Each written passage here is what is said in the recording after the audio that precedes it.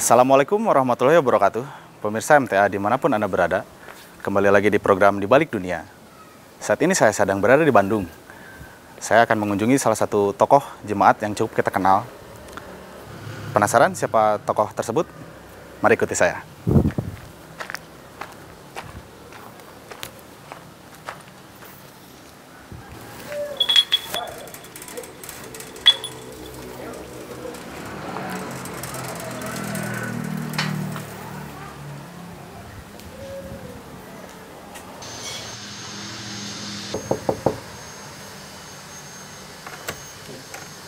Assalamualaikum warahmatullahi wabarakatuh. Bapak sedang santai? Alhamdulillah, silakan Ya, masuk. siap. Bapak Entang Rashid Ahmad lahir di Tasikmalaya 28 Februari 1950. Beliau lulusan S1 Kehutanan dan pernah menjadi pembantu dekan 3 di Fakultas Kehutanan Universitas Winaya Mukti. Di jemaat beliau pernah berkhidmat sebagai Ketua Jemaat Bandung Wetan, Sekretaris Juruat PBJI, dan sekarang menjabat sebagai Amir Daerah Jawa Barat 5. Ayah dari 5 anak dan kakek dari 9 cucu ini sekarang tinggal di Bandung dan tercatat sebagai anggota cabang Bandung Wetan. Baik Bapak, bagaimana sehat? Alhamdulillah. Keluarga? Keluarga juga sehat. Alhamdulillah. Ya begini Pak, maksud saya ingin berbincang Pak, santai Ya. mengenai ini Pak, bagaimana kesibukan Bapak saat ini Pak?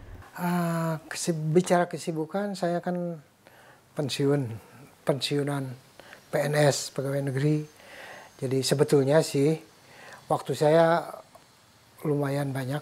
Jadi saya di sini sekarang tinggal berdua sama istri, jadi lebih banyak kesibukan di rumah, membantu istri di rumah. Namun di samping itu juga saya syukuri juga karena kita jadi orang Ahmadi. Jadi saya juga bisa berkhidmat. Mudah-mudahan saya bisa lebih berkhidmat daripada semasa saya dinas begitu ya. Amin. Ya Pak, dahulu bagaimana sih Bapak bisa membagi waktu gitu dengan jemaat di sela-sela kesibukan Bapak gitu Pak? Bicara dulu barangkali memang rentang waktunya juga cukup panjang. Jadi saya sendiri juga kadang masih berpikir sebagai anggota Ahmadi, rasanya saya masih merasa belum berbuat apa-apa untuk jemaat ini. Waktu saya semasa dinas dulu, selagi seperti Anda barangkali atau lebih muda lagi, soalnya usia 21 tahun, saya sudah merantau jadi orang Kalimantan, bekerja di Kalimantan. 7 tahun di sana, dan betul-betul di tengah hutan. Karena saya memang orang kehutanan. Jadi saya hidup sendiri barangkali sebelum saya menikah.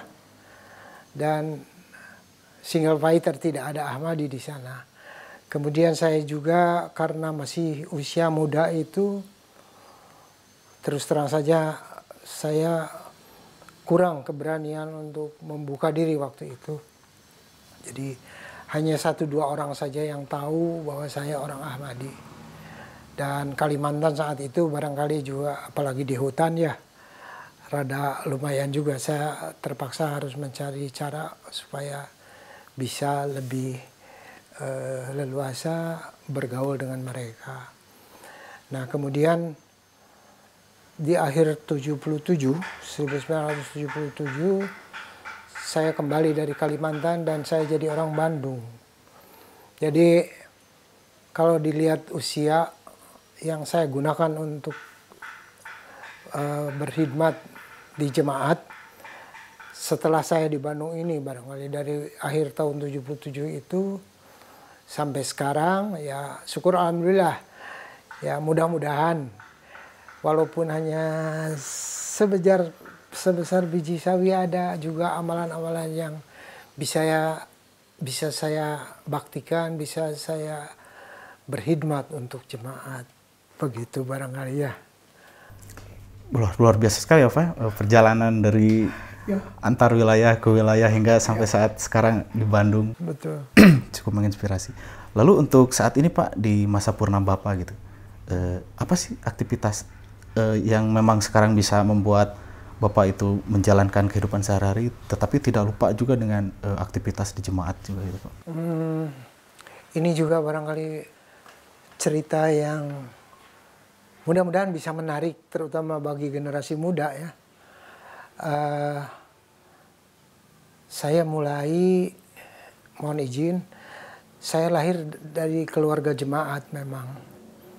Jadi begitu lahir, saya sudah jadi Ahmadi begitu. Karena syukur alhamdulillah ayah saya sejak tahun 1940 kurang lebih sudah jadi Ahmadi. Nah, yang saya syukuri adalah pada saat saya masih usia atfal, waktu itu di Tasik, karena saya orang Tasikmalaya. Sama Pak, sama berarti Pak, kita satu wilayah Pak.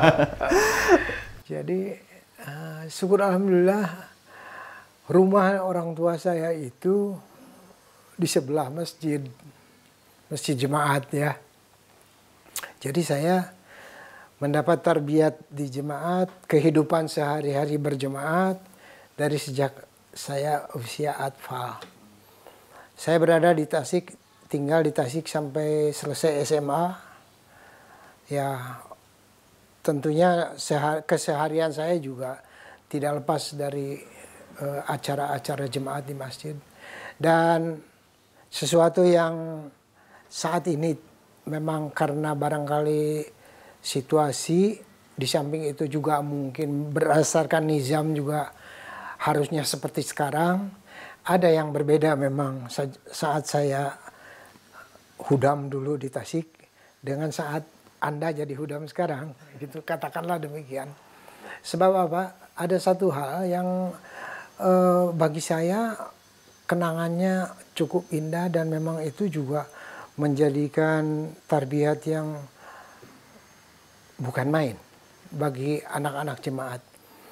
Kami waktu itu setiap minggu, setiap malam minggu malah, ya, selalu ada acara tarbiyat hudam dengan nasirat waktu itu. Sebutannya bukan lajnah remaja ya, hudam dengan nasirat. Wah, menarik.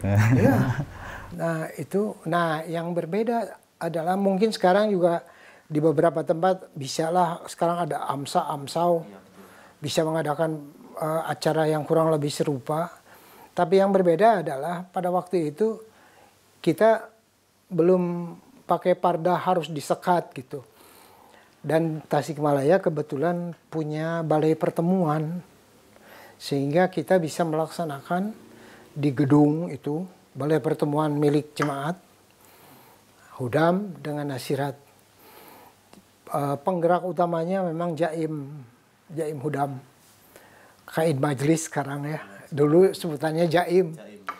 Ya, jadi dan setiap kita baik nasirat ataupun hudam biasa dibagi kelompok, kalau sekarang amsa itu, dan diberi tugas bergilir untuk berani tampil di muka orang banyak. Jadi belajar pidato, belajar membawakan satu topik tertentu, bergiliran itu. Dan diskusi dengan kemampuan diskusi awal waktu itu, ya semampu kita artinya. Tapi itu merupakan kesan yang sangat mendalam bagi aki-aki saya saat ini. Gitu ya. Nah, lepas SMA saya pindah ke Bandung karena saya kuliah di sini di Bandung. Dan di Bandung pun dengan sendirinya saya turut serta aktif dalam kegiatan hudam. Waktu itu tahun 68 masjid kita baru ada di Anasir, di Haji Safari. Sementara saya tinggal ikut di almarhum Bapak Maki Ahmad di Dago atas sana, di APDN waktu itu beliau, di komplek APDN yang sekarang jadi kantor apa ya, Badan Perencanaan Daerah kalau nggak salah atau apa. Jadi kegiatan, kalau saya berkegiatan, ada kegiatan hudam, Anda mah belum ada waktu itu, barangkali Bandung punya cerita yang menarik juga. Mungkin Anda pernah mendengar oplet dago. Ya, jadi saya waktu itu kalau mau berkegiatan di Anasir, kalau harus pakai kendaraan ya pakai oplet dago itu ke alun-alun. Dari alun-alun jalan kaki ke Anasir. Apakah itu tahajud atau kegiatan pertemuan sama. Syukur alhamdulillah. Nah, begitu selesai kuliah, saya ke Kalimantan tadi. Ya. Di Februari 71 saya sudah jadi orang Kalimantan sampai akhir 77. Kebetulan saja selesai bertugas di sana, balik lagi ke Bandung. Balik lagi ke kampus dan statusnya barangkali yang berbeda. Dulu jadi mahasiswa, kemudian saya jadi orang kampus memberi pengajaran kepada mahasiswa gitu. Sampai saya pensiun. Alhamdulillah. Begini Pak, saya tadi sedikit menggarisbawahi dan ini sangat menarik gitu. Semasa kuliah Pak. Ya. Di zaman sekarang, di zaman milenial ini kan lumrah sekali ya anak-anak kuliah dan seperti halnya sudah menjadi kewajiban gitu. Wah, kita harus kuliah, apa kuliah. Namun kita khususkan untuk Ahmadi gitu, para anak-anak Ahmadi gitu, Hudam ataupun Lajnah. Terkadang mereka di dalam pergaulan teman-teman kuliahnya suka takut gitu, suka aduh gimana ya kalau tahu saya Ahmadi. Mungkin Bapak nih dari pengalaman Bapak dulu, bagaimana sih supaya kita berani gitu bahwa kita Ahmadi nggak apa-apa kok, kita justru harus bangga dengan status kita sebagai Ahmadi gitu Pak.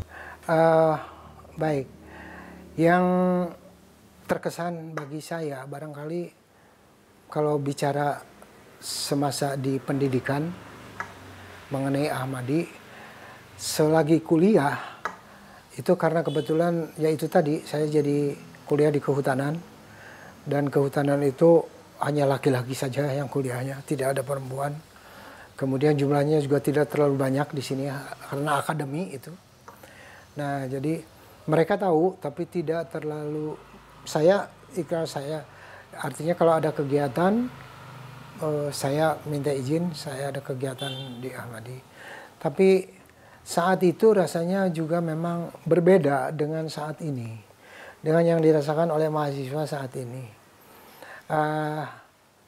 Mohon izin, saya melihatnya memang zaman berubah ya.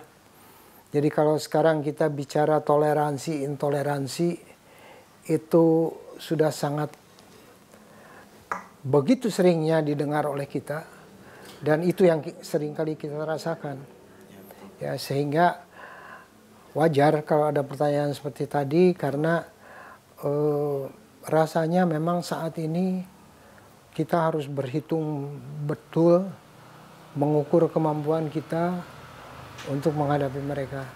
Tapi pada saat itu walaupun mereka tahu kita Ahmadi, saya boleh mengatakan teman-teman saya itu tidak macam-macam seperti kekhawatiran kita saat ini. Contoh yang menarik yang ingin saya sampaikan. Nah, mari kita kaji kalau kita bicara sekarang Anda dengan teman-teman Anda atau orang tua dari teman-teman Anda yang kira-kira usianya di bawah saya lah 5-6 tahun umpamanya. Silakan tanya sama orang tua mereka.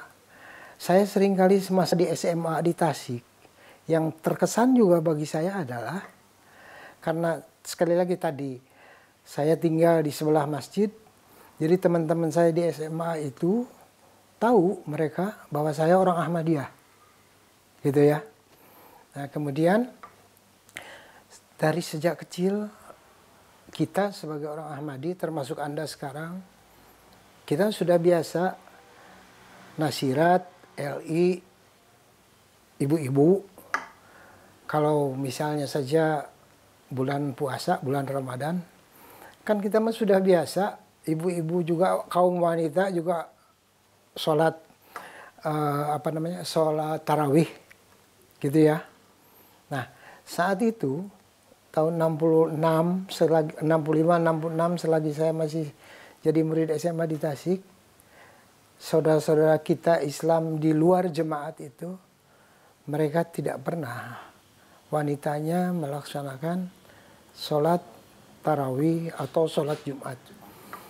Sehingga teman-teman saya itu ada yang iseng sambil iseng lah, karena mereka tahu saya orang Ahmadi, jadi mereka bilang, "Entang," katanya, "kamu mah orang Ahmadiyah mah sholat ke masjid ge neangan kabogoh, nyari pacar," katanya.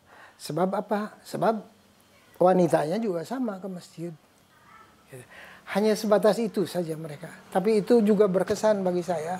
Sekarang setelah saya usia seperti ini, semakin saja saya meyakini bahwa inilah, kita lah golongan Islam yang dijanjikan oleh Rasulullah SAW.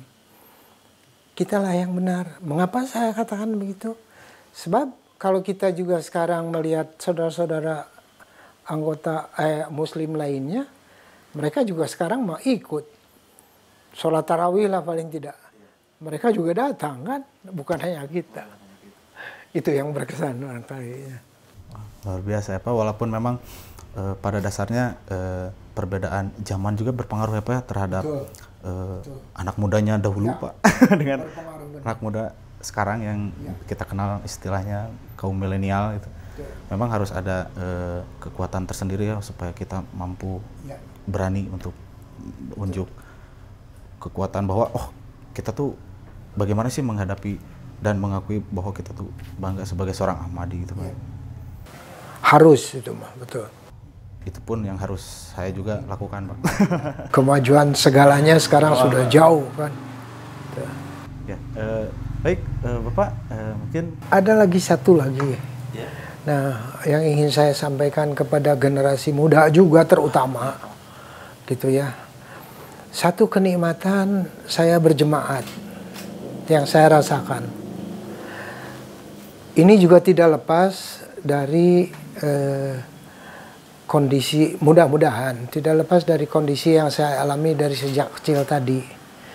Karena saya hidup boleh dikatakan bersebelahan dengan masjid.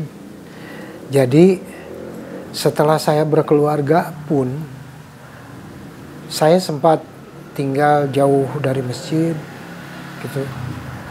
Tapi syukur alhamdulillah saat ini saya sudah bisa memiliki rumah berdekatan juga dengan masjid jemaat.